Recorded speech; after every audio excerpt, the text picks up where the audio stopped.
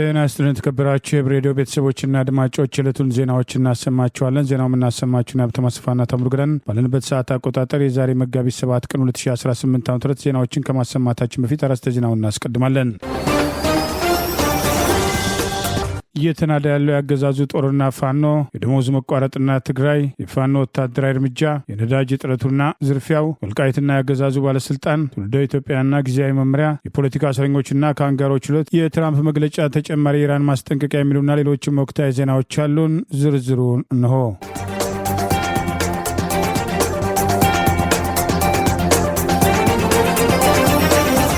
የፋኖ አመራርና ሰራዊቱን አጠቃለው በሚል የተንቀሳቀሰው የጠላት ኃይል ያሰበውን ሳያሳካ ሁለት ዲሽቃ ተኳሾችን አስደምስሶ አንድ ብሬን አስማርኮ ለመፈርጠጥ መገደዱ የአማራ ፋኖ ብሔራዊ ንቅናቄ ምስራቅ አማራ ቀጠና ምኒልክ ዕዝ አስታወቀ።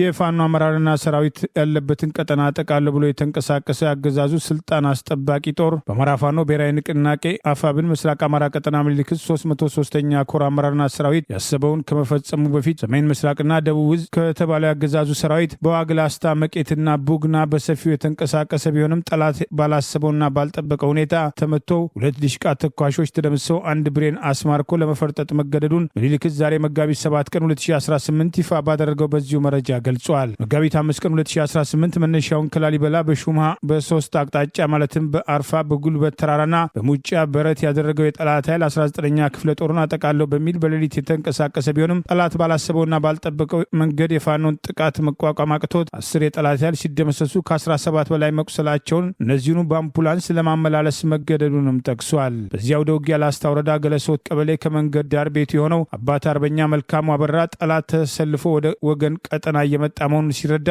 አርበኛው መሳሪያና ትጥቁን አሟልቶ ብቻውን ቀድሞ ደፈጣና ምሽግ በመያዝ የገጠማቸው ሲሆን ስድስቱን እንደደመሰሰ ተኳሽ እንዳለቀበትና ጠላት እንደደረሰበት ሲያውቅ አንዲት ፍሬ ጥይት ስቀረው ለራሱ በመጠቀም ታላቅ ገድል ለትውልዱ የሚተላለፍ ታሪክ ሰርቶ አባት አርበኛው መስዋዕቱንም አስታውቋል። ትናንት መጋቢት 6 ቀን 2018 ከንጋቱ 10 ሰዓት ጀምሮ ጠላት በሶስት አቅጣጫ በድሃና አምደ ወርቅ ወደ ቆብ ከአይና ቡግና ቡርኮ ወደ ቆብ እንዲሁም በዶሮ ላባ ጎንደር በር ቅዱስ ሃርቬ የተንቀሳቀሰ ሲሆን ቡርኮ ላይ በተደረገ ውጊያ 19ኛ ክፍለ ጦር በ5 ቦታዎች ማለትም በምሳናው በር በጭቃው በቴሌው በሁርምሽና ብርኳኳ ላይ ማጥቃት እርምጃ ያደረገ ሲሆን ቡርኮና ብርኳኳ ላይ ሁለት ዲሽቃ ተኳሾችን ጨምሮ 27 ያገዛዙ ስልጣን አስጠባቂ ወታደሮች ሲደመሰሱ 14 ጥቁር ክላሽ ከነሙሉ ትጥቁ መማረክ መቻሉንም አስታውቋል። በሌላ በኩል 19ኛ ክፍለ ጦር አባት አርበኞች በደሃና አምደ ወርቅ የመጣውን የጠላት ኃይል ሲያርበረብዱት የዋሉ ሲሆን አንድ ብሬን 8 ጥቁር ክላሽ ሲማርኩ 8 የጠላት ኃይል በመደምሰስ ድል መቀዳጀታቸውንም ምኒልክ ዕዝ ባወጣው በዚሁ መረጃ ጠቅሷል። የብልጽግናው ስልጣን አስጠባቂ ወራሪ ሰራዊት ደቡብ ዕዝ 204ኛ ኮር 38ኛ ክፍለ ጦር አባል የሆኑት 10 አለቃ ዮሐንስ ወንድሙና ምክትል 10 አለቃ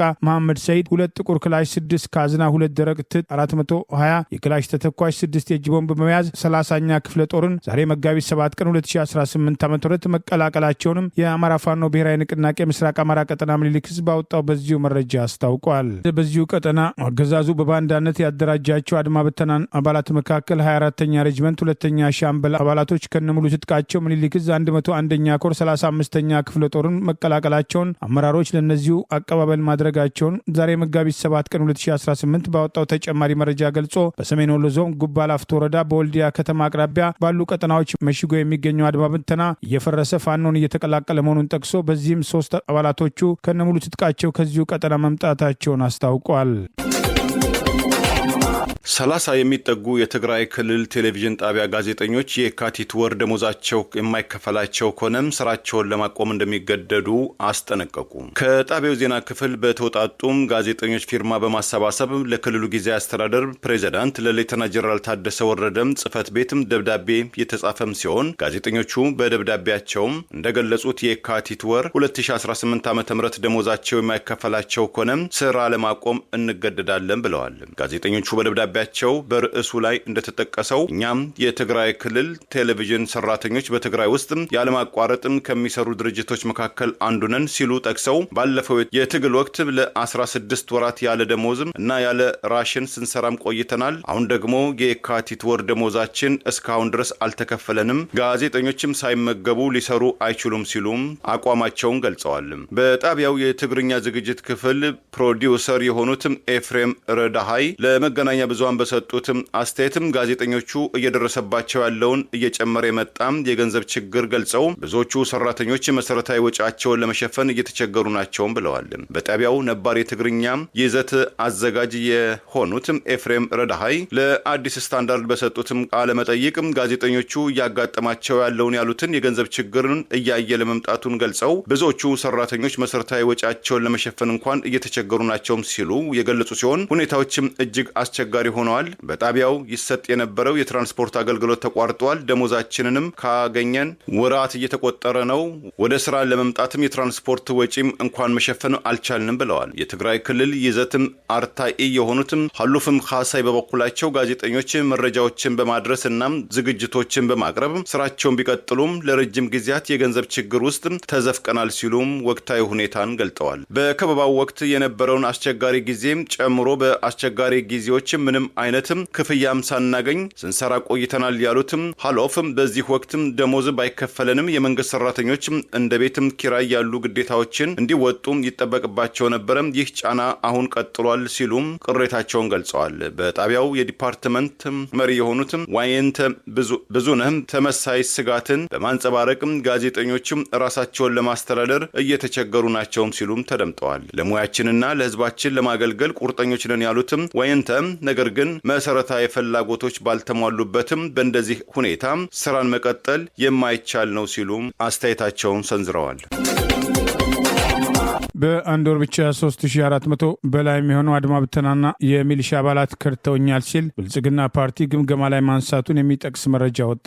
ቻይና ስሪት ክላሽ እንዲታጠቁ ከተደረጉት መካከል ግማሽ የሚበልጡት ከነትጥቃቸው ፋኖን መቀላቀላቸውን የሚጠቅስ ተጨማሪ መረጃ ወጥቷል። የአማራ ፋኖ ብሔራዊ ንቅናቄ ምዕራብ አማራ ቀጠና ቴዎድሮስ ዕዝ የህዝብ ግንኙነት ኃላፊ አርበኛ ማርሸት ጻው ያገዛዙ ባለስልጣናት ሰሞኑን ያደረጉትን ግምገማ ተከትሎ በዚሁ ግምገማ ላይ ከ3400 በላይ የአድማ ብተናና የሚሊሻ አባላት በአንድ ወር ውስጥ መክዳታቸውን ስጋት ላይ እንደጣላቸው ማንሳታቸውን ገልጿል። ብልጽግና በተደጋጋሚ ወጣቱን እያፈነ በጦር ላይ በብር ሸለቆና በተለያዩ ወታደራዊ ማሰልጠኛ ካምፖች ቢያሰለጥንም የታጠቀውን መሳሪያ የያዘ ፋኖን እየተቀላቀለ እንደሚገኝ አስታውሶ በአማራ ክልል በግዳጅ ከሰለጠኑት የሚሊሻና አድማ ብተና አባላት መካከል በአንድ ወር ውስጥ ብቻ ከ3400 በላይ መክዳታቸውን በዚሁ ግምገማ ላይ መነሳቱን ጠቅሷል። ብልጽግና 27000 ቻይና ሰራሽ ክላሽ ግዢ መፈጸሙን አስታውሶ ከዚህ ውስጥ ከግማሽ በላይ የሚሆነው ሰራዊት የተሰጠውን መሳሪያ ይዞ ፋኖን መቀላቀሉን ግማሹም የደረሰበት መጥፋቱ በዚሁ ግምገማ መነሳቱን ጠቅሷል። ከሰለጠነው ሰራዊት 70% የሚሆነው መሳሪያውን እንደያዘ እየከዳ ሲሆን 3400ዎቹ አድማ ብተናና ሚሊሻ አባላትም ከነ መሳሪያዎቻቸው ፋኖን የተቀላቀሉ መሆኑን ብልጽግና በዝግ ስብሰባ ላይ በማረጋገጥ ጭንቀት ላይ መውደቃቸውን አንስተዋል። በዚህ ግራ የተጋባው አገዛዝ ለመልሶ ማደራጀትና ስልጠና ይሆን ዘንድ በአማራ ክልል ውስጥ ሀብት አሰባሳቢ አዲስ ኮማንድ መመስረቱን የጠቀሰው ይኸው መረጃ ይሄ ደግሞ በክልሉ በቢሮ ኃላፊዎች ደረጃ በተዋረድ ለሰራተኞቻቸው እቅዱን በማወያየት ሰራተኛው ከደሞዙ በተከፈተው አካውንት ገቢ እንዲያደርጉና ሰራተኞች በሚገናኙበት ማህበረሰብ ክፍል ላይ ስለ ሀብት ማሰባሰብ እንዲሰብኩ መመሪያ እንደተሰጣቸው ጠቅሷል። በዚህ የኑሮ ውድነት ውስጥ ያለው የመንግስት ሰራተኛና ነጋዴ ማህበረሰብ ይህን የሚሸከም ትከሻ ስለሌለው ፋኖን እንዲቀላቀልና ትግሉን በአጭር ጊዜ በጋራ እንድንቋጭ ጥሪ እናቀርባለን በማለት ዛሬ መጋቢት 7 ቀን 2018 ዓ.ም የአማራ ፋኖ ብሔራዊ ንቅናቄ ምዕራብ አማራ ቀጠና ቴዎድሮስ ዕዝ የህዝብ ግንኙነት ኃላፊ አርበኛ ማርሸት ጻው ይፋ ባደረገው በዚሁ መረጃ ገልጿል። ይህ በእንዲህ እንዳለ ያገዛዙ ሰራዊት መፍረሱን መቀጠሉን ባስታወሰበት ተጨማሪ መረጃ መጋቢት 4ና 5 ዛሬ መጋቢት 7 2018 ከጃዊና መተከል ቀጠናዎች በመውጣት የአማራ ፋኖ ብሔራዊ ንቅናቄ ቴዎድሮስ ዕዝ 105ኛ ኮር 66ኛ ክፍለ ጦርን የተቀላቀሉ ያገዛዙ ወታደሮችን በስም ጠቅሶ ገልጿል። ከነዚህ መካከል 50 አለቃ ሙሉቀን አማሬ የ99ኛ ክፍለ ጦር ኦፕሬተርና ምክትል ሻምበል መሪ የነበረ፣ ሳጅን ሃይማኖት አቤ ከመተከል ዞን ግልገል በለስ ከተማ የሽፍታ አዛዥ የነበረን ጨምሮ በተለያዩ ደረጃ ኃላፊነት ያላቸው ፋኖን መቀላቀላቸውን ገልጾ ከ2 ሳምንት በፊት የተማረኩትን ሻምበል ጌትነት ፍቃዱና ሌሎች የመከላከያ ሰራዊት አባላትን በማግኘት በፋኖ እየተደረገላቸው ያለውን እንክብካቤ በመጎብኘት የተሰማቸውን ስሜት ማጋራታቸውን በቪዲዮ አስደግፎ ባወጣው በዚሁ መረጃ ገልጿል። በኢትዮጵያ ውስጥ ነዳጅን በቁጠባና ለመሰረታዊ ነገሮችም ቅድሚያ በመስጠት መጠቀም እንደሚያስፈልግ ጠቅላይ ሚኒስትር አብይ አህመድ አሳሰቡ። በህገ ወጥ መንገድም ሲጓጓዝ ነበር የተባለ ነዳጅም በቁጥጥር ስር መዋሉም ተገለጸ። ጠቅላይ ሚኒስትሩ ማሳሰቢያውን የሰጡት በዓለም ገበያም እንደ ማነጻጸሪያም ከሚያገለግሉት አንዱ በሆነው ሎንዶን ብሬኔት ዛሬ ሰኞ የአንድ ድፍድፍ የነዳጅ ዘይት ዋጋ 105 ብር ገደማ በደረሰበት ወቅትም ሲሆን አሜሪካና እስራኤል ከኢራን ጋር በገጠሙት 16ኛ ቀኑን ባስቆጠረው ጦርነትም ሳቢያም በነዳጅ ማቀነባበሪያዎችና ማጣሪያዎች ላይ በተፈጸሙ ጥቃቶችና የሆርሙዝ ሰርጥ በመዘጋቱ ምክንያትም የተከሰተው የዋጋ መዋዠቅ እንደ ኢትዮጵያ ያሉ ሸማች ሀገራትን በኃይል ሊጎዳም እንደሚችልም ተመልክቷል። ጠቅላይ ሚኒስትሩ በማህበራዊ ትስስር ገጻቸው በመካከለኛው ምስራቅ በተፈጠረው ቀውስም የተነሳም ነዳጅም ገዝተው የሚጠቀሙ ሀገሮችም እንደ ልብ ለማግኘትም ተቸግረዋል በማለት የጻፉ ሲሆን ችግሩም ተፈቶ ወደ መደበኛው የነዳጅ አቅርቦት ስርዓትም እስኪመለስ ድረስም ነዳጅን በቁጠባና ለመሰረታዊ ነገሮችም ቅድሚያ በመስጠት መጠቀም ይኖርብናል ሲሉም አጽንኦት ሰጥተዋል። አስተዳደራቸው የኢትዮጵያም ዜጎች ነዳጅ በቁጠባም እንዲጠቀሙ ሲያሳስቡ በሳምንት ውስጥ ለሁለተኛ ጊዜ መሆኑ የተመለከተ ሲሆን በቀውሱ ምክንያት የነዳጅ ዋጋ አስፈሪ በሆነ መልኩ እየጨመረ እንደሚገኝ ባለፈው ረቡዕ መጋቢት 2018 ዓ.ም የገንዘብ ሚኒስትሩ አቶ አህመድ ሸዴ የተናገሩ መሆናቸው መዘገባችን ይታወሳል። አቶ አህመድ እንዳሉትም ጦርነቱ መቼ እንደሚቆምና የነዳጅ አቅርቦት ሰንሰለት ላይ የተፈጠረው ችግር እስከ መቼ እንደሚዘልቅ መገመት አይቻልም ማለታቸው ይታወሳል። የገንዘብ ሚኒስትሩ መላው የነዳጅ ተጠቃሚዎች በከፍተኛ ቁጠባና ኃላፊነት ነዳጅን መጠቀም መጀመር ይኖርብናል የሚል ማሳሰቢያ የሰጡ ሲሆን የኢትዮጵያ መንግስት በቅርቡ በተጠና ሁኔታም ተጨማሪ የቁጠባ እርምጃዎችን በቀጣዩ ለህብረተሰቡ እንደሚያሳውቅም ሚኒስትሩም ገልጸዋል። በዓለም ገበያም የነዳጅ ዋጋም ሲነጻጸር የኢትዮጵያ መንግስት ለቤንዚንና ነጭ ናፍጣ የሚያደርገው ድጎማ በ44 ብር ገደማ የጨመረ ሲሆን ከቀውሱ በፊት ቤንዚንና ነጭ ናፍጣም በሊትር በ129 ብር ይሸጥ የነበረ ቢሆንም ከመጋቢት 1 2018 ዓ.ም ጭማሪም ተደርጎበታል። በነዳጅ ማደያዎች የ1 ሊትር ቤንዚን ዋጋ ወደ 132 ብር ከ18 ሳንቲም ያሻቀበ ሲሆን የነጭ ናፍጣም ዋጋ በ139 ብር ከ84 ሳንቲም እየተገዛም ይገኛል። የነዳጅ ምርቶች የችርቻሮ መሸጫ ላይ የተደረገውን ክለሳም ተከትሎም ከዛሬ ጀምሮ በአዲስ አበባ ከተማ ታክሲ፣ አውቶቡስና ባለሶስት እግር ተሽከርካሪዎችም የመሳሰሉ የህዝብ ማመላለሻ አገልግሎቶች ታሪፍም ከ5 ብር እስከ 20 ብር ይጨምራሉም ተብሏል። በህገወጥ መንገድ ከአዲስ አበባ ከተማ ሊወጣ የነበረ የተባለ 6 በርሜል ነዳጅም ከተጠርጣሪዎቹ ጋር በቁጥጥር ስር መዋሉን የአዲስ አበባ ፖሊስም ጠቅላይ መምሪያ ያስታወቀ ሲሆን የልደታ ክፍለ ከተማ ፖሊስ መምሪያ እንደገለጸው ተጠርጣሪዎቹ የወንጀል ድርጊቱን የፈጸሙት በመሳለሚያ አካባቢ በሚገኝ አንድ የነዳጅ ማደያ ውስጥ ነው ብሏል። በቁጥጥር ስር ዋሉ የተባሉትም ተጠርጣሪዎችም በማደያው ውስጥ በነዳጅ መቅዳት ሙያ ላይ የተሰማራው አሸናፊ ጥላሁንና ሱልጣን ተክላይ የተባሉ አሽከርካሪ መሆናቸውን ፖሊስ ገልጿል። ግለሰቦቹም ጨለማን ተገን በማድረግ ከማደያ የቀዱትን 1200 ሊትር ወይም 6 በርሜል ነዳጅ ሰሌዳ ቁጥሩ 3A55857 አዲስ አበባ በሆነ የኤፍሲ ተሽከርካሪ ጭነው ሲያዘዋውሩ በልደታ ክፍለ ከተማ ወረዳ 5 ፔፕሲ ተብሎ በሚጠራው አካባቢ በቁጥጥር ስር መዋላቸውን ፖሊስ ገልጿል። የትግራይ ተወላጅ የሆኑት የአብይ ሚኒስትር በነ ኮሎኔል ደመቀ ዘውዱ የሚመራው በወልቃይት ያለው አስተዳደር ህገወጥ ስለሆነ ይፈርሳል አሉ። የወልቃይት ጠገዴ አስተዳደር ህገወጥ ስለሆነ በቅርቡ ይፈርሳል በማለት የመስኖና ቆላማ አካባቢዎች ሚኒስትር ዶክተር አብርሃም በላይ ከሱዳን ተመልሰዋል ለተባሉትና በተሃድሶ ፕሮግራም ትጥቅ ለመፍታት ተስማምተዋል ለተባሉ የተሃድሶ ስልጠና እየወሰዱ ካሉ የቀድሞ የአርሚ 7 አባላት ጋር ውይይት ባደረጉበት ወቅት መናገራቸው ተዘገበ። ሚኒስትሩ ከእነዚህ ታጣቂዎች ጋር ባደረጉት ውይይት በወልቃይት በህወሓት የፖለቲካ አካሄድና በቀጣይ የአካባቢው አስተዳደር ዙሪያ ጠንካራ መልእክቶችን ያስተላለፉ ሲሆን የትግራይ ብልጽግና ፓርቲ አመራር የሆኑት ዶክተር አብርሃም በነ ኮሎኔል ደመቀ ዘውዱ የሚመራውና ራሱን የብልጽግና ፓርቲ አካል ያደረገው የማንነት ጥያቄውን በበላይነት የሚመራውና በወልቃይት ያለው ጊዜያዊ አስተዳደር የወልቃይት ጠገዴ ዞን አመራር ህገወጥ መሆኑን በዚሁ ወቅት በሰጡት ማብራሪያ መግለጻቸውን የሚጠቅሱ ዘገባዎች ወጥተዋል። ዶክተር አብርሃም የወልቃይት ማህበረሰብ የራሱን ማንነት እና አስተዳደር የመወሰን ሙሉ መብት እንዳለው የገለጹ ቢሆንም አማራ ነኝ ቢል መብቱ ነው፣ ትግራዊ ነኝ ቢል መብቱ ነው፣ በፍጹም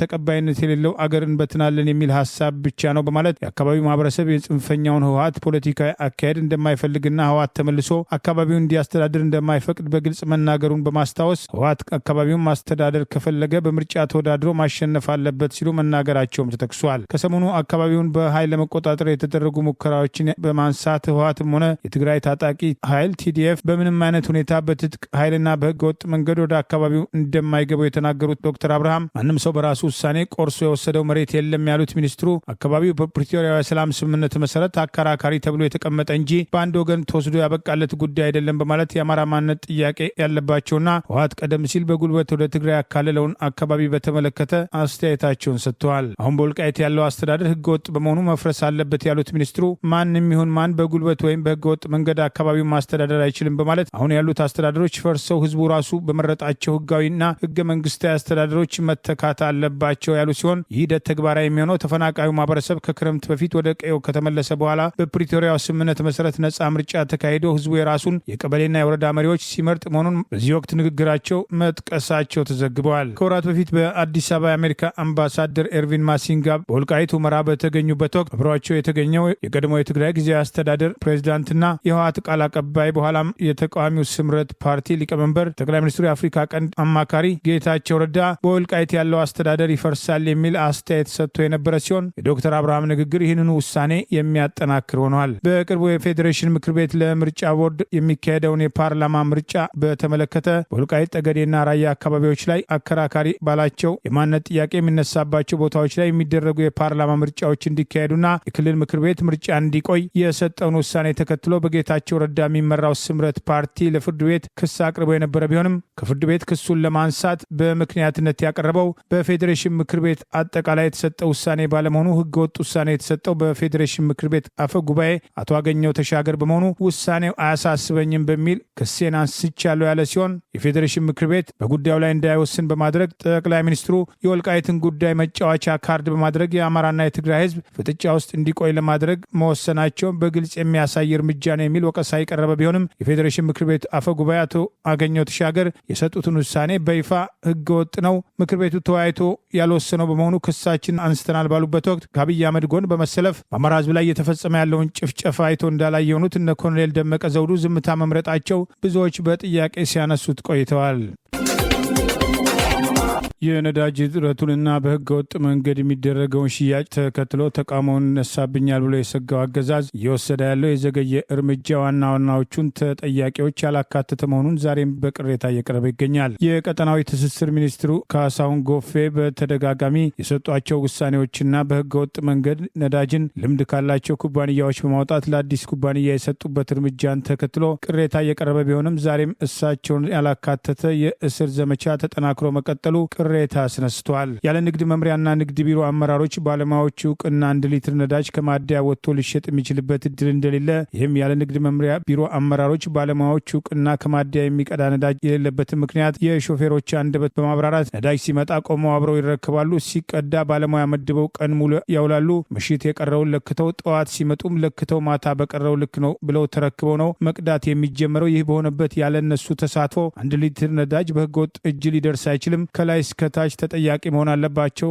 አሁን አልፎ አልፎ እየታሰሩ ያሉ የከተማ አስተዳደሩ አመራሮች ቢኖሩም የቀጠናዊና ትስስር ሚኒስትር የተባሉት ካሳሁን ጎፌ ግን የችግሩ ዋና ተጠያቂ መሆናቸው ተደጋግመው በቅሬታ ቢቀርብም ዛሬም እስሩ እሳቸውን አለመንካቱ ጥያቄ አስነስተዋል። ነዳጅ በህገወጥ መንገድ እየተቀሸበ ይሸጣል፣ በቢሊዮን የሚቆጠር ሀብት እያጣን ነው በሚል አገዛዙ ባለስልጣናት ላለፉት 1 ዓመታት በላይ አሽከርካሪዎች ሲጮሁ የነበረበትን ጉዳይ ዛሬ በአዳራሽ ስብሰባ ላይ ችግሩን ለማለዘብ እንደ አዲስ ሊነግሩን አይገባም የሚሉ ቅሬታዎችና አስተያየቶች በተለያዩ መንገድ በማህበራዊ ሚዲያ መሰራጨት ቀጥለዋል። አሽከርካሪዎችና ባለንብረቶች ረጃጅም ሰልፎች ያማረሯቸው የነዳጅ ተጠቃሚዎች ጭምር ባለፉት ወራት ጭምር ከኢራን ጦርነት በፊት በቅሬታ ሲያነሱና ሰሚ ማጣታቸውን የጠቀሱ ምንጮች ይህንን ተከትሎ በተለይም ባለስልጣናቱ ከጊዜ ወደ ጊዜ የልብ ልብ እየተሰማቸው ከፍተኛ ሀብት እየተዘረፈ መሆኑን በህገወጥ መንገድ ከነዳጅ ማደያ ውስጥ የሚደረገው የማጭበርበር ሂደት ቅሸባ፣ ተጨማሪ ኮንቴነር በመግጠም ከሚፈልጉት በላይ ነዳጅ እየጫኑ ወደ ተለያዩ ክልሎች እያወጡ መሸጥን በተመለከተ ቅሬታ ሲቀርብ የነበረ ቢሆንም ይህን ሁሉ አይተው እንዳላየ ሲያልፉ የነበሩ ያገዛዙ ባለስልጣናት ዋና ዋናዎቹ ባይነኩም ነዳጅ እንዲቆጣጠሩ ኃላፊነት ከተሰጣቸው መካከል የአዲስ አበባ ንግድ ቢሮ፣ የወረዳ ክፍለ ከተሞች ንግድ ጽህፈት ቤት አመራሮች የተወሰኑት መታሰር የጀመሩ ቢሆንም ዋናው የነሱ አዛዥ የሆነው የቀጠናዊና ትስስር ሚኒስትር ካሳሁን ጎፌ ሰሞኑን ለተፈጠረው የነዳጅ እጥረትና ቀውስ ግንባር ቀደም ተጠያቂ ቢሆንም ዛሬም እሱን ጨምሮ ዋና ዋና የሚባሉ ባለስልጣናት ባለስልጣናትን እስሩ አለማካተቱ በዘመቻው ላይ ጥርጣሬያቸው ለጉዳዩ ቅርበት ያላቸው ወገኖች መግለጽ ጀምረዋል። የአዲስ አበባ አስተዳደርና የንግድ ቢሮ ዛሬ ያደረጉትን ስብሰባ ተከትሎ በነዳጅ ላይ ይፈጸማል ያሉትን ቅሸባ ለሰበሰቧቸው ወገኖች የገለጹ ቢሆንም እነዚህ መረጃዎች ለአገዛዙ ባለስልጣናት በማህበራዊ ሚዲያና በተለያዩ መንገዶች ሲገለጹ መቆየታቸውን ተከትሎ እንደ አዲስ ይህንኑ መልሶ በመንገር የቁጥጥር ስርዓት ለመዘርጋት እንሞክራለን የሚለው እየተነሱ ያሉ ቅሬታዎችን ለማለዘብና ዘላቂ መፍትሄ የሚመጣለት እንዳልሆነ አንዳንዶች ስጋታቸውን ገልጸዋል። የአዲስ አበባ አስተዳደር ምክትል ከንቲባ የተባለውና አዳነች አቤቤ ሲፈልጉ ብቻ እንዲናገር ያዙታል የሚባለው ጃንጥረር አባይ የንግድ ቢሮ ባለስልጣን የተባሉ ነዳጅ ላይ የሚደረጉ ስርቆቶችን እንደ አዲስ ለመንገር በሞከሩበት መድረክ በተደጋጋሚ ቅሬታዎች ሲቀርቡና መረጃ ሲቀርብ ተገቢውን እርምጃ አልተወሰደም የሚል አስተያየት የተሰጠ ቢሆንም እኛ ራሳችን እያጠራን ነው፣ እናንተም ራሳችሁን አጥሮ የሚል አስተያየት በመስጠት ሂደቱን ለማድበስበስ መሞከራቸው በቅሬታ ተነስቷል። በጥናቱ ላይ ያመላከት ነው ከቦቴ የሚቀሸበው ኦን አብሬ 500 ሊትር በትራክ ነው። ይህን ወደ ገንዘብ ብንተምነው በአመት ከቤንዚንና ከናፍጣ የሚቀሸበው ወደ 5.6 ቢሊዮን ብር ነው። ማዳያ ላይ ደግሞ በአማካኝ እንደ ሀገር 10% ይቀሸባል። ይህን ወደ ገንዘብ ብትቀይረው ወደ 7 ቢሊዮን ነው። መጨረሻ አካባቢ የሚኖርን ሰልፍ ማስወገድ፣ ፍትሐዊ የሆነ የነዳጅ ሽያጭ ማድረግ፣ ነዳጅ አይቀርብላችሁ ካለ ደግሞ ሪፖርት ማድረግ፣ በዚያ ሪፖርት መሰረት ደግሞ ተቆጣጣሪ አካሉ ማስተካከያ ማድረግ ከኛ የሚጠበቅ ነው የሚሆነው። ስለዚህ ከነገ ጀምሮ በሚኖሩ ኦፕሬሽኖች በምናደርጋቸው ክትትል አጋዥ ብትሆኑ ተጠቃሚዎቹ እናንተ ናችሁ። ፍትሐዊ በሆነ የንግድ ስርዓት ውስጥ የገባ ኩባንያና የማደያ የሚገጥመው ችግር የለም። የኢትዮጵያ ኢሚግሬሽን ዜግነት አገልግሎት በኢትዮጵያ ውስጥም ከተፈቀደላቸው የቆይታ ጊዜ በላይ ኦቨርስቴይ ላደረጉ የአሜሪካ ዜግነት ላላቸው ትውልደ ኢትዮጵያን የቅጣት ምህረትን ቅናሽ ማድረጉን አስታወቀ። ተቋሙ ባወጣው መግለጫ በኢሚግሬሽን ሕግ መሰረት የሚጣልባቸውን የገንዘብ መቀጫው ለመክፈል አቅም የሌላቸው ወገኖችም ቅጣቱ እንዲነሳላቸው ሲያቀርቡ የነበረውን ተደጋጋሚ ጥያቄ መነሻ በማድረግ ውሳኔ ማስተላለፉን አስታውቋል። በዚሁ መሰረት እድሜያቸው ከ18 ዓመት በታች ለሆኑ ህጻናት የነበረባቸው ቅጣት ሙሉ በሙሉ የተነሳላቸው ሲሆን ያለምንም ቅጣት በቀጥታ ወደ ህጋዊ የቪዛ አሰራር እንዲገቡ ይደረጋልም ብሏል። እድሜያቸው ከ18 ዓመትና ከዚያም በላይ ለሆኑ አዋቂዎች የነበረባቸውን የቅጣት ገንዘብ በግማሽ ወይም 50 ከመቶ ቅናሽ ማድረጉን የገለጸው ተቋሙም ቀሪውን ግማሽ በመክፈል ወደ ህጋዊ ቪዛ አሰራርን መመለስ ይችላሉም ብሏል። ይህ ምህረትና የቅጣትም ቅናሽ እድል የሚቆየው ለ60 ቀናት ብቻ ሲሆን የሚተገበረውም ከመጋቢት 15 2018 ዓ.ም እስከ መጪው ግንቦት 15 2018 ዓ.ም መሆኑን ባወጣው መግለጫም አስታውቋል። ተጠቃሚዎቹ በእነዚህ 60 ቀናት ውስጥ በኢሚግሬሽን ዜግነት አገልግሎት ዋና መስሪያ ቤት በመቅረብ አስፈላጊውን ሰነድ በማሟላት እንዲስተናገዱ ጥሪ ያቀረበ መሆኑ ታውቋል። ይህ ዕድል ለአንድ ጊዜ ብቻ የተሰጠ መሆኑን የገለጸው ተቋሙ ከተጠቀመው የጊዜ ገደብ በኋላ በሚቀርቡ ግለሰቦች ላይ ግን የተለመደው የኢሚግሬሽን ሕግና ደንብም ተፈጻሚ እንደሚሆንም አጽንኦትም ሰጥቷል። ቅጣቱን በተመለከተ ህፃን ወይም አዋቂ ቪዛውን ካለቀበት ጀምሮ በየቀኑ 30 የአሜሪካን ዶላር ይቀጣል። ብዙ ጊዜ ወገን አገር ቤትም ሲገባም ያለውን መንዝሮ ይጠቀማል። ሊወጣም ሲል ያልጠበቀው ዱብዳም ይገጥመውና በዶላር ብቻ መክፈልም አለባቸው የሚለው ጫናም ጨምሮ የሌሎችም አገር ዜጎችም ላይ የሌለ ተጽዕኖ በትውልደ ኢትዮጵያ ላይ መታየቱ በተደጋጋሚ ቅሬታም ያስነሳ መሆኑን አንዳንድ ቅርበት ያላቸው ምንጮችም ሲገልጹ ቆይተዋል። ይህ የአንድ ጊዜ ቅናሽ መመሪያ ይፋ መሆን መሰረታዊ ችግሮችን እንደማይቀርፍ የሚገልጹት እነዚህ ወገኖችም በቅርቡ የጠቅላይ ሚኒስትሩ የማህበራዊ አማካሪ የሆኑትም ዲያቆን ዳንኤል ክብረትም ዲያስፖራ ከአገር ውጭ እየኖረ ለምን እዚህ መጥቶ ይቀበራል? በእኛ ጉዳይ አያገባውም፣ ባለበት አርፎ ይቀመጥ የሚል ንግግር ማሰማታቸውን ተከትሎ አካሉ በውጭ ቢሆን ልቡን በኢትዮጵያ ውስጥ ለሆነው በበርካታ ኢትዮጵያም ዲያስፖራ ዘንድ ከፍተኛ ቁጣና መነጋገሪያ ርዕስ መጫሩም ይታወሳል። ዲያስፖራው በየዓመቱ ወደ አገር ቤትም ከሚልከው ገንዘብም በተጨማሪ ኢትዮጵያ በዓመትም ከ6 ቢሊዮን የአሜሪካን ዶላር በላይ የውጭ ምንዛሬ የምታገኝ ሲሆን ይህም አገዛዙ ለዲያስፖራው ያለውን ንቀትም ያሳያል የሚሉም ቅሬታዎችም በስፋትም ሲሰራጩም ሰንብተዋል። የኦሮሞ ብልጽግና ፓርቲ ተስፋፊ አጀንዳን ለማስፈጸም ወለየው ባለቁልፉ ፓርቲ በሚል የሚንቀሳቀሰው ግለሰብ ህወሓት የፌዴራል መንግስቱን ስልጣን በተቆጣጠረበት ወቅትም ሰማያዊ ፓርቲን ጨምሮ በተለያዩ ተቃዋሚ ፓርቲዎች ላይ በፍርድ ቤት ለሚቀርቡ የፈጠራ ክሶች በምስክርነት ሲያገለግል የነበረ ግለሰብ እንደነበር ሂደቱን የተከታተለ ጠበቃ ገለጸ። የወሎ ዴሞክራሲያዊ ፓርቲ ብሎ ራሱን የሚጠራው ወይም የምርጫ ምልክቴ ባለቁልፉ ነው ያለው ይሄ ፓርቲ በጠቅላይ ሚኒስትሩና በእናቶ ሽመልስ አብዲሳ የሚመራው ኦሮሞ ብልጽግና ፓርቲ የመስፋፋት አጀንዳን ለማስፈጸም የአማራ ህዝብን ለመከፋፈል የተለያዩ ተልዕኮ ተሰጥቷቸው ይንቀሳቀሳሉ ከሚባሉት መካከል ወሎን ወደ ኦሮሚያ ክልል እናጠቃልላለን በሚለው ህገወጥ ዓላማቸው ያስፈጽምልናል ያሉት ወለየው ባለቁልፉ ፓርቲ የሚል አቋቁሞ የሰጡት ግለሰብ አየር ላይ የተንሳፈፈና ተላላኪ ፓርቲ ከጽንሱ መክኖ ቀርቷል በማለት ጠበቃ መንግስቱ ዘገየ በማህበራዊ ገጻቸው ተቃውሟቸውን ጻፉ። ይህ ፓርቲ እንኳን የወሎ ህዝብ ይቅርና በቁጥር 50 የማይሞሉትን አባላቱን ራሳቸውን እንደማይመርጡት ስነግራችሁ በኩራት ነው። በተላላኪነት ከሚደረግለት የድጎማ ፍራንክ ላይ እየቀነሰ አዳራሽ ለመሙላት የሚሰበስበውን ተከራይ ህጻናትን አይታችሁ መሬት የረገጠ ፓርቲ እንዳይመስላችሁ። ፓርቲው ለወሎ ህዝብ ባዕድና እንግዳ የሆነ በኦነጋውያን ድርጎና ጉርሻ የተቋቋመ መጤ ፓርቲ ነው። ሌላው ውስጡን ለቄስ ነው በማለት ይህኑ ፓርቲ መራለው የሚለው መስፍን ቻሌ ህወሓት የፌዴራል መንግስቱን በበላይነት በተቆጣጠረበት ወቅት ለሚያስራቸው ተቃዋሚ የፖለቲካ ፓርቲ አመራሮች በሐሰተኛ ምስክርነት እያሰለጠነ በፍርድ ቤት ያቀርበው የነበረና በጊዜው የህወሓትን ጉዳይ ሲያስፈጽም የነበረ አሁን በተረኝነት የኦነግ ኦሮሞ ብልጽግና ፓርቲ ኃይሎችን ፍላጎት ለማሳካት እየተንቀሳቀሰ መሆኑን ሲቀርብ የነበረውን ወቀሳ አስታውሰው ጠቅሰዋል። ወለየነት ለአማራነት ግንድ ነው። አማራነትን አምጦ የወለደው ወሎ ነው። ቤተ አማራ ተጸንሶ የተወለደው በወሎ ምድር ነው። ከወሎ በፊት አማራ ነኝ ማለት የሚችል ማንም የለም። ወሎ የዘራውን አማራነት ነው ሌላው የተቀበለው። ወሎን ከአማራነት ለመነጠል ማሰብ የዛፉን ግን ለመጎልሰስ እንደመመኘት ያለ ቂልነት በማለት የግለሰቡን ድርጊት ተቃውሟል። ለማናቸውም ወሎ ዴሞክራሲያዊ ፓርቲ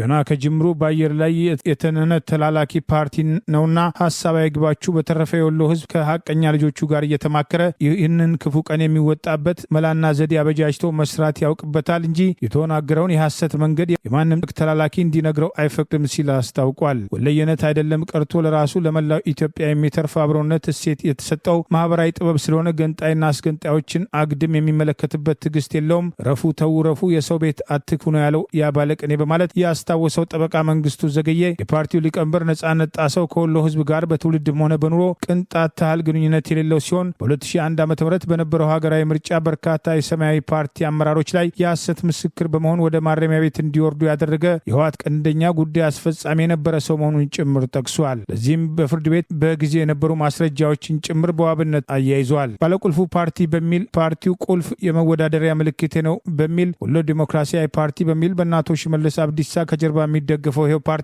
በተደጋጋሚ በአማራ ህዝብ ላይ የተከፈተውን ጦርነት ተከትሎ አንዴ ወሎን ክልል እናደርጋለን፣ በሌላ ጊዜ ወሎን ለብቻ እንገነጥላለን ከሚል ጀምሮ የእነሱን ፍላጎት ለማሳካት ሰፊ እንቅስቃሴ ሲያደርግ የቆየ ሲሆን ቀጥታ በጀት የሚመደብለትም ከዚሁ ኃይል መሆኑ ተደጋግሞ ሲጠቀስ ቆይተዋል። በኦሮሚያ ክልል ምስራቅ ባሌ ዞን ውስጥ የአብራኳ ክፍያ የሆኑ የ2 ወራትም ጨቅላ መንትያ ልጆቿን ከወንዝ ውስጥ ወርወራ በመግደል የተጠረጠረችው እናት የ25 ዓመትም ጽኑ እስራትም ተበየነባትም። ግለሰቧም የአንዳንድ የቤተሰብና የማህበረሰብ አካላትም ጫናና ግፊት ለኩይ ድርጊቷ እንደዳረጋትም ተናግራለች። የዞኑ አቃቢ ህግም አቶ አበበም ቶሎሳም ለቢቢሲ በሰጡትም አስተያየትም ተጠርጣሪዋ ግለሰብ ለዚህ እኩይ ድርጊትም የተዳረገችው ሁለትም ጨቅላዎችን አባትም ስለሌላቸው እነርሱን ለምን ትሸከሚያለሽም ትቸገሪያለሽም ወንዝ ውስጥም ጥለሻቸው አትገላገይም የሚል የቤተሰብና የማህበረሰብ ጫናም እንደበረታባትም ገልጻለችም ብለዋል። ይህንን ጫና መቋቋም አቃተኛ ያለችው ተጠርጣሪዋ እናትም ጨለማን ተገን በማድረግም ዋላ የተባለም ትልቅ ወንዝ ውስጥም ጨቅላ ልጆቿን ጥላለችም።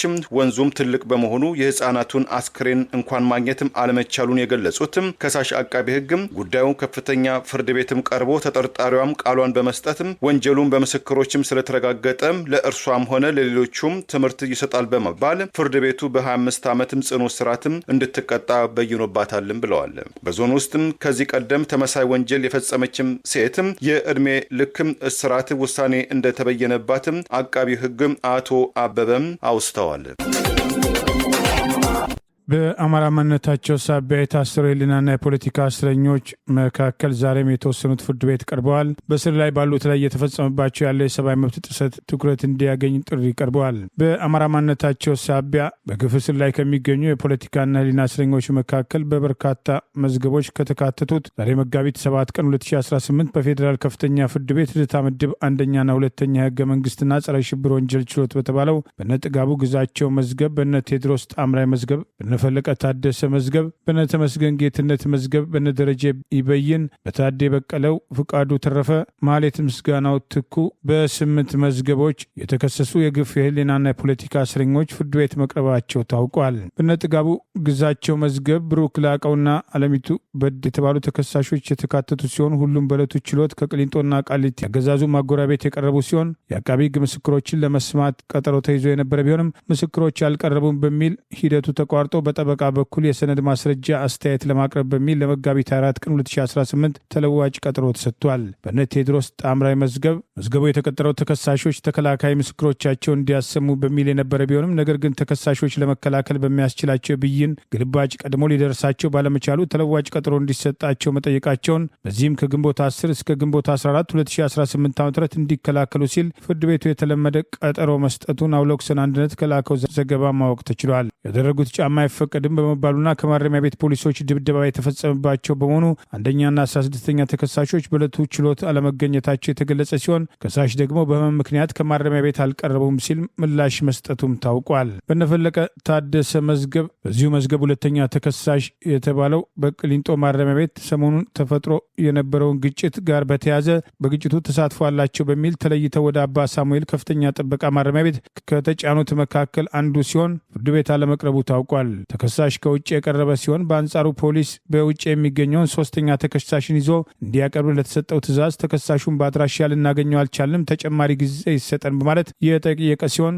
ፍርድ ቤቱ ለመጨረሻ ጊዜ አቅርቡት በማለት ለግንቦት 22 ቀን 2018 ተለዋጭ ቀጠሮ መስጠቱ ታውቋል። በነተመስገን ጌትነት መዝገብ ተከሳሾች በችሎት የተገኙ ሲሆን ተከላካይ ምስክሮቻቸውን እንዲያሰሙ ቀጠሮ ተሰጥቶ የነበረ ቢሆንም ተለዋጭ ቀጠሮ እንዲሰጣቸው መጠየቃቸው ተከላካይ ምስክሮቻቸውን ለማዘጋጀት ከግንቦት 17 እስከ ግንቦት 20 ቀን 2018 ባለው ጊዜ እንዲያስመሰክሩ ብይን ተሰጥቷል። በደረጀ ይበይን መዝገብ ዳኞቹ በዕለቱ የክስ መቃወሚያ ብይኑ ሊደርስልን አልቻለም በማለታቸው ለመጋቢት 11 ቀን 2018 ተለዋጭ ቀጠሮ የሰጡ ሲሆን ሌላ የፖለቲካ እስረኛ ታዴ በቀለ መዝገቡ የተቀጠረው የመከላከያ ምስክሮችን ለማሰማት ቢሆንም በዕለቱ ምስክሮቹ በተለያዩ ምክንያቶች ሊቀርቡ ባለመቻላቸው ተከሳሽ ተለዋጭ ቀጠሮ እንዲሰጠው መጠየቁና ለሚያዝያ 15 ቀን 2018 ተለዋጭ ቀጠሮ መሰጠቱ ታውቋል። ፍቃዱ ተረፈም ሌላው የፖለቲካ እስረኛ የአቃቢ ህግ ምላሽን በተከሳሽ የተሰነድ ማስረጃ ላይ አስተያየት ለመቀበል በሚል ለመጋቢት 25 ቀን 2018 ተለዋጭ ቀጠሮ የተሰጠ ሲሆን ማህሌት ምስጋናው ትኩ በተባለችው ሌላዋ የፖለቲካ እስረኛ ላይ ገና 17 ዓመት ልጅ ስትሆን በአማራነታቸው በህግ ሽፋን እየታፈኑ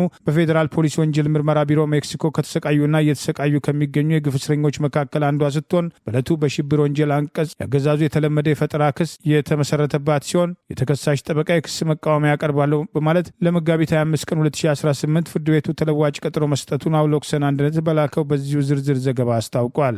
ይህ በእንዲህ እንዳለ በግፍ እስረኞች ላይ በተለያዩ ጊዜያት በየሰበቡ የሚፈጸመው የሰብአዊ መብት ጥሰት እንዲቆም ዛሬ ፍርድ ቤት በቀረበው ታዴ በቀለ በተባለው የፖለቲካ እስረኛ ላይ እጁን በካቴና አስረው ድብደባ እንደፈጸሙበት ይህ ድርጊት ሊወገዝ እንደሚገባና የሰብአዊ መብት ተሟጋቾች ዓለም አቀፍ ቀይ መስቀልና መገናኛ ብዙሃን ለጉዳዩ ትኩረት እንዲሰጡና በቅሊንጦና ቃሊቲ አማራ ብሔር ተወላጅ የፖለቲካና ህሊና እስረኞች በየጊዜው የሚደረግባቸውን ጫና ትኩረት ሊያገኝ እንደሚገባ ጥሪ ቀርበዋል። የፖለቲካ እስረኛው ታዴ በቀለ መጋቢት 4 ቀን 2018 በቅሊንጦ ማረሚያ ቤት በዕለቱ በጥበቃ ስራ ላይ የነበሩ የሽፍቱ አባላት የፌዴራል ፖሊስና የማረሚያ ቤት ፖሊሶች አንድ አባላችን ተሰድቧል በሚል ሰበብ ለ3 ሆኖ እጁን በካቴና ካሰሩ በኋላ ክፉኛ የደበደቡት መሆኑን ለማወቅ ተችሏል። በናይጄሪያው ቢሊዮነር አሊኮ ዳንጎቴ የሚመራው የዳንጎቴ ግሩፕ በኢትዮጵያ ውስጥ ለማካሄደው የዩሪያ የማዳበሪያ ምርት ፕሮጀክት ከቻይናው ግዙፍ የኢነርጂ ኩባንያ ጂሲኤል ግሩፕ ጋር ታሪካዊ የተባለ የጋዝ አቅርቦት ስምምነት ተፈራረመ። በሌጎስ ናይጄሪያ በተካሄደው የሁለቱ ኩባንያዎች ስምምነት ለ25 ዓመታት የሚዘልቀው የ4.2 ቢሊዮን የአሜሪካን ዶላር የተፈጥሮ ጋዝ ማውጣት ፕሮጀክት ለማካሄድ መስማማታቸውም ታውቋል።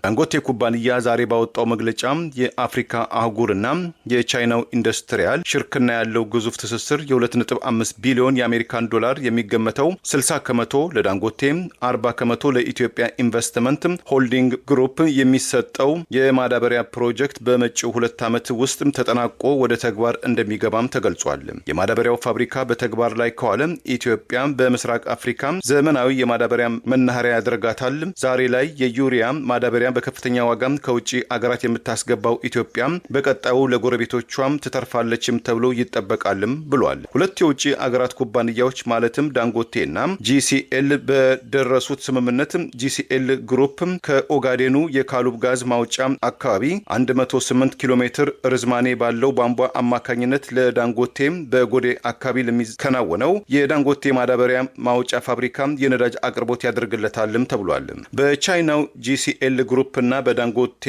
ግሩፕ መካከል የተደረገው ስምምነት የዳንጎቴ ቡድን ፕሬዚዳንት አሊኮ ዳንጎቴ የአፍሪካ ኢነርጂ ኢንዱስትሪ ገደብ ለሌለው ጊዜ ጥሬ ዕቃዎችን ለውጭ አገራት የማቅረብ በተቃራኒው ተመርተው ያለቁ ምርቶችን ወደ አገር ቤትም የማስገባት እንቅስቃሴን ልናስቀረው በራስ ላይ የተመሰረተ አዲስ አቀራረብ ልንከተል ይገባል በማለትም አስተያየታቸውን ሰንዝረዋል። የጂሲኤልም ግሩፕ ሊቀመንበሩ ዙሃም ዛንጎም በበኩላቸው በኢትዮጵያ የኢንዱስትሪ የኬሚካልና የምግብ ዋስትና ዙሪያ የሚደረገው ትብብር ተጠናክሮ እንደሚቀጥል ገልጸው ሁለቱም ተጠቃሚዎችን የሚያደርገው ትስስር በኢትዮጵያ መንግስትና በዳንጎቴ መካከል ቀደም ሲል የተደረሰው የዩሪያ ማዳበሪያ የማምረትም ታሪካዊ ስምምነት ላይ የቻይናው የግል ኩባንያ ጂሲኤል ግሩፕም ተሳታፊ እንዲሆን መደረጉ ንግድ ማለትም ዓለም አቀፋዊ ሁሉን ተጠቃሚ የሚያደርግ ይዘት እንዳለው አመላካች ነው ብለውታል። ስምምነቱ እውን እንዲሆን የኢትዮጵያ መንግስትም ላደረገው ላሉትም እገዛም እናመሰግናለን ብለዋል። ከዛሬ 20 ዓመት በፊት በኢትዮጵያ ውስጥ በነዳጅና በጋዝ አሰሳም ግንባታ ላይ የተመሰረተው ጂሲኤል ግሩፕ በኢትዮጵያ ውስጥ የመጀመሪያውን የጋዝ ማምረትም ለማከናወን በእንቅስቃሴ ላይ መሆኑ የተለያዩ መረጃዎችም ገልጸዋል። የአፍሪካም የኢንዱስትሪ አባት የሚባሉት ናይጄሪያው ቱጃር ዳንጎቴም የቻይናው ጂሲኤል ግሩፕ መምረጣቸው አፍሪካም ፊቷን ከምዕራባውያን የኢንዱስትሪ ኩባንያዎች ለቻይና ኩባንያዎች ማድላቷን አመላካች ነውም ተብሏል።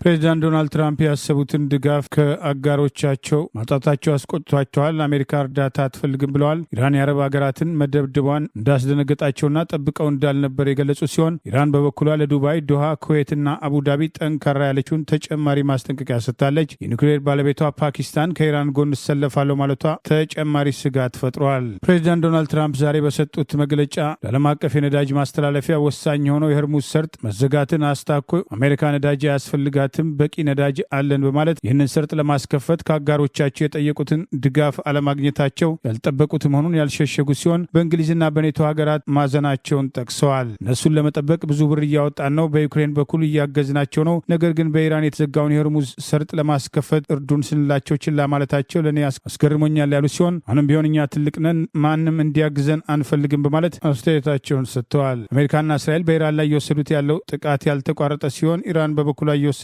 ባለው የመልሶ ማጥቃት እርምጃ በተባበሩ አረብ ኤሚሬት የፈጸመችው የድሮን ጥቃት በዱባይ አውሮፕላን ማረፊያ ነዳጅ ማከማቻ ታንከር ላይ እሳት ያስነሳ ሲሆን በከፊል በረራ አስተጓጉሎ እንደነበር ታውቋል። ፕሬዚዳንት ዶናልድ ትራምፕ ቀደም ብለው የሆርሙዝ ሰርጥን ለመቆጣጠር የኔቶ አባል ሀገራት መካከል ጀርመንን ጨምሮ የጦር መርከቦቻቸውን ወደ አካባቢው እንዲልኩና ጥበቃ እንዲያደርጉ ጥሪ አቅርበው የነበረ ቢሆንም አውስትራሊያና ፈረንሳይ፣ እንግሊዝ በግልጽ ጣልቃ ለመግባት ፍላጎት እንደሌላቸው ያሳወቁ ሲሆን ደቡብ ኮሪያ አስብበታለሁ ማለቷ ትራምፕ የፈለጉትን ድጋፍ በአጭሩ አለማግኘታቸው ሰፊ መነጋገሪያ ሆነዋል። በሌላ በኩል የጦርነቱ ቀጠና ባልተጠበቀ ሁኔታ እየሰፋ ነው የሚሉ ስጋቶች ባሉበት የኒውክሌር ባለቤት የሆነችው ፓኪስታን ከኢራን ጎን እንደምትቆም ማሳወቋ ተጨማሪ ስጋት ፈጥሯል። ኢራን በመካከለኛው ምስራቅ የተሰነዘረባት ያለውን ጥቃት ተከትሎ ፓኪስታን ላሳየቻት አጋርነት ያመሰገነች ሲሆን የፓኪስታን መርከቦች በሆርሙዝ የባህር ሰርጥ ያለምንም ከልካይ እንዲያልፉ የሚያስችል ስምምነት መፈራረሟም ይፋ ሆኗል። ይህኑ ስምምነት ተከትሎ ከአቡዳቢ ዳስ ደሴት ነዳጅ የጫነች የፓኪስታን መርከብ ሆርሙዝን አቋርጣ ወደ ፓኪስታን ካራቺ እያመራች ሲሆን የፓኪስታን መርከብ የሆርሙዝ ወሽመጥ ከተዘጋ በኋላ በሰርጡ ያለፈ የመጀመሪያው መርከብ መሆኑ ሰፊ ትኩረት አግኝቷል። ይህ በእንዲህ እንዳለ ኢራን አብዮታዊ ጥበቃ ለዱባይ፣ ዶሃ፣ ኩዌትና አቡዳቢ ጠንካራ ማስጠንቀቂያ የሰጠ ሲሆን በመካከለኛው ምስራቅ ለሚገኙት ዋና ዋና ከተሞች በእነዚህ አካባቢዎች ለሚንቀሳቀሱ የአሜሪካ ኩባንያዎችና ሰራተኞች አስቸኳይና መጨረሻ የተባለ ማስጠንቀቂያ መስጠቱን ያስታወቀ ሲሆን ቀጠናው ባለበት ከፍተኛ ወታደራዊ ውጥረት ምክንያት ኢራን ኢላማ ያደረገቻቸውን ስፍራዎች በይፋ ማሳወቋን ተጨማሪ ስጋት ፈጥሯል።